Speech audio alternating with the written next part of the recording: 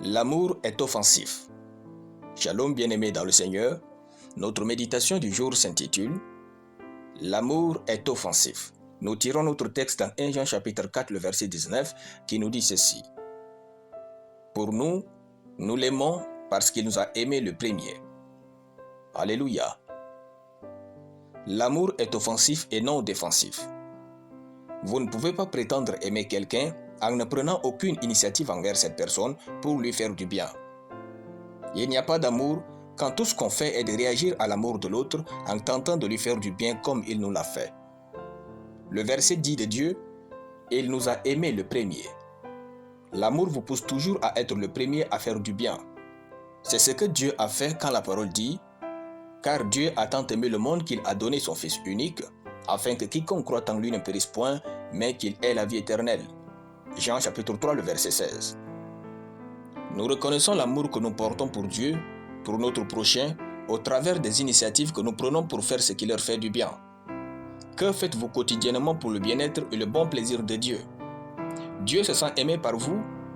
Il vous a donné tout ce qu'il avait de meilleur pour vous sauver, à savoir son Fils unique. Qu'est-ce que vous êtes en train de lui donner au nom de votre amour pour lui? Les disciples ont parcouru le monde avec sa parole, subi des persécutions sans lâcher, beaucoup sont morts pour lui. Ils se sont séparés de leur famille et amis pour vivre et répandre la parole de Dieu dans ce monde. L'apôtre Jean, étant le dernier des disciples à mourir, écrit et dit « Pour nous, nous l'aimons ». Que vous coûte votre amour? Aimons Dieu et démontrons cet amour.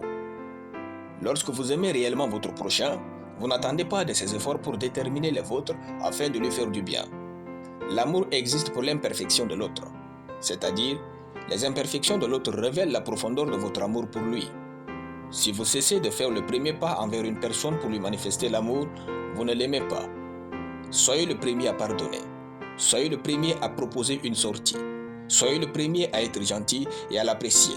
Soyez le premier à pratiquer la parole de Dieu. Soyez le premier en tout quand il s'agit d'aimer.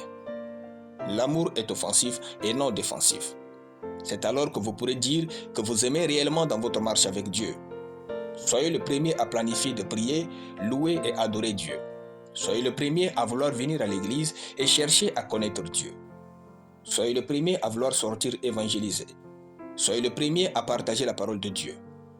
L'amour se démontre dans votre action et dans vos manières de vous tenir dans la vie. Aimez Dieu et votre prochain et manifestez-leur cet amour. Alléluia. Nous allons prier.